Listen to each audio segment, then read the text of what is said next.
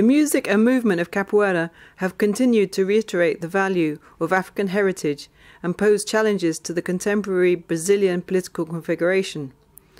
What implications can we take from this case for security analysis and policy more broadly? Security analysis and policies have been and continue to be dominated by the economic and military interests of elite politicians in powerful countries. Capoeira represents the opposite perspective: cultural resistance and security from below.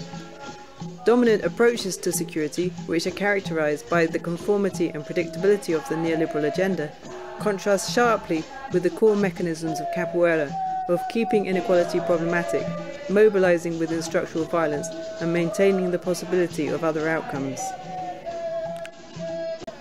Capoeira provides a perspective from which to challenge the triumphalism of neoliberal discourse that gives rise to claims of commonality, and to reassert human agency in an age in which surveillance and terror are defined by increasingly invasive technology. Taking on board the lessons of Capoeira entails accepting that radically different approaches can disrupt and reshape the analysis and policy of security. The merging of development and security in the 1990s brought with it the implication of commonality in security priorities. This has been central to the formulation of the global response to HIV/AIDS, which has recorded significant successes in containing the epidemic, but has also seen reversals as treatment for individuals in the global north has improved, neutralising the perceived threat of disruption from the global south. Global responses to climate change, too, have been driven by the inability of powerful countries to address their domestic policies. There has been some movement on this front in recent years, predominantly because the direct effects of climate change have wrought damage in powerful countries, and their borders have come under pressure from people described as climate refugees. The claim of commonality also underpins the expanding surveillance technology, and is a denial not only of different interests but of differential power. It was born in the era of the nuclear threat, but as it has absorbed the threats of HIV/AIDS and climate change, it has contorted to present poorer people as a threat to the powerful.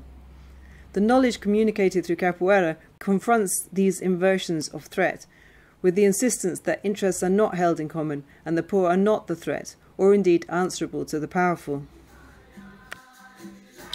International discourse on security has at its core the proposal that scarcity simultaneously stirs insurgency and prompts the need to protect the status quo.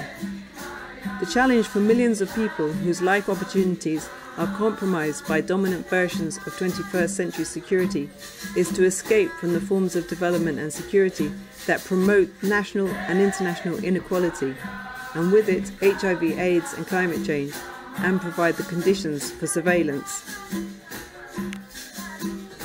The second challenge is to construct something different, something that is creative of alternative discourses and communities, given that the violently competitive culture of neoliberalism is normalized as a driver of development and security.